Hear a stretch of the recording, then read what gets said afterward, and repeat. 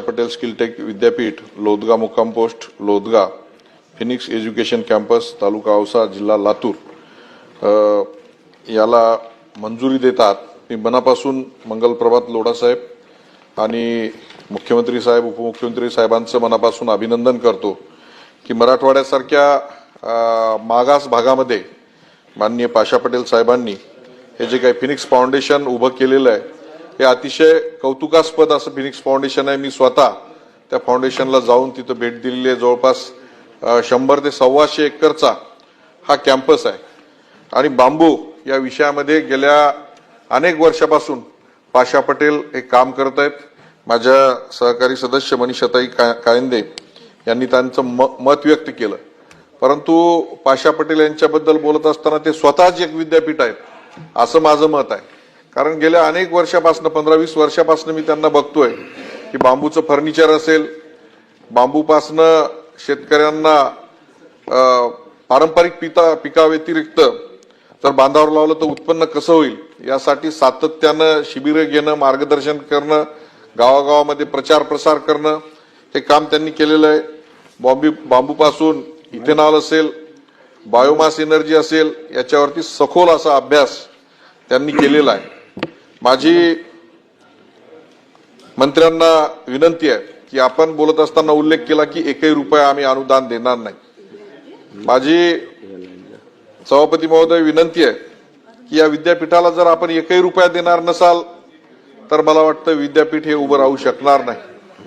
ज्या पद्धतीनं अनेक संस्था भारत देश स्वतंत्र झाल्यानंतर IIT सारख्या संस्था असतील किंवा वेगवेगळ्या संस्था उभ्या राहिल्या, बाहेरच्या देशांनी मोठ्या प्रमाणामध्ये त्यावेळेस त्यांना फायनान्स केला आणि जगामध्ये त्या संस्थांचं नाव झालं, त्या पद्धतीने या संस्थेचं जर नाव व्हायचं असेल आणि खऱ्या अर्थानं जर मराठवाड्याचा विकास व्हायचा असेल तर महाराष्ट्र शासनानं हे विद्यापीठ दत्तक घेतलं पाहिजे आणि पूर्णपणे इमारती उभारण्या असेल, तिथं लागणारा जो काही कर्मचारी वर्ग असेल त्या कर्मचारी वर्गांची राहण्याची व्यवस्था असेल, त्या विद्यार्थ्यांना पुढे प्लेसमेंट असेल, या संदर्भामध्ये जो काही खर्च लागणार आहे हा पूर्णपणे खर्च हा महाराष्ट्र शासनानं करणं अतिशय गरजेचं आहे।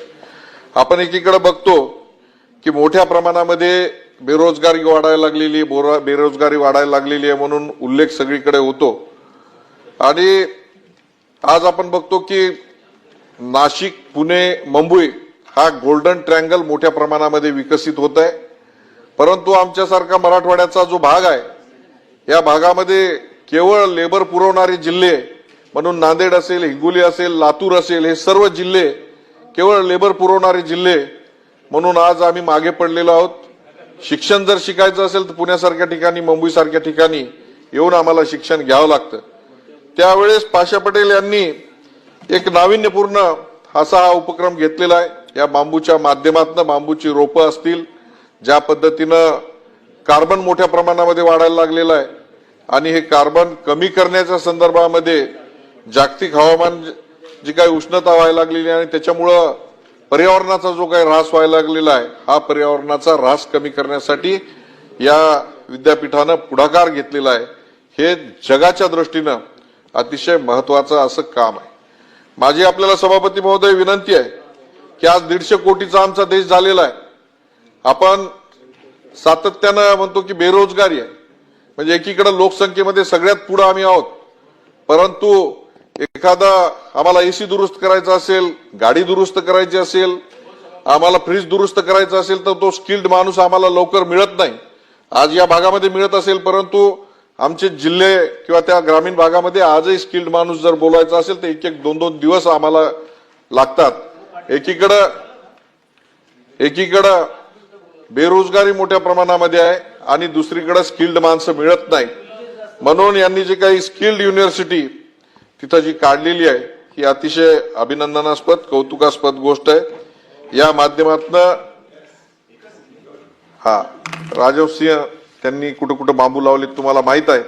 त्यांनी केवळ लातूर जिल्ह्यातच नाही तर अख्ख्या महाराष्ट्रामध्ये अनेक ठिकाणी बांबू लावलेले आहेत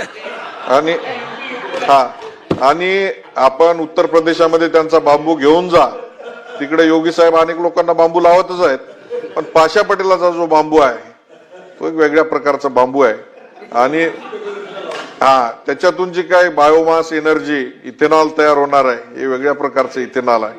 म्हणून माझी शासनाला विनंती आहे की या विद्यापीठाला मोठ्या प्रमाणामध्ये आपण अनुदान दिलं पाहिजे.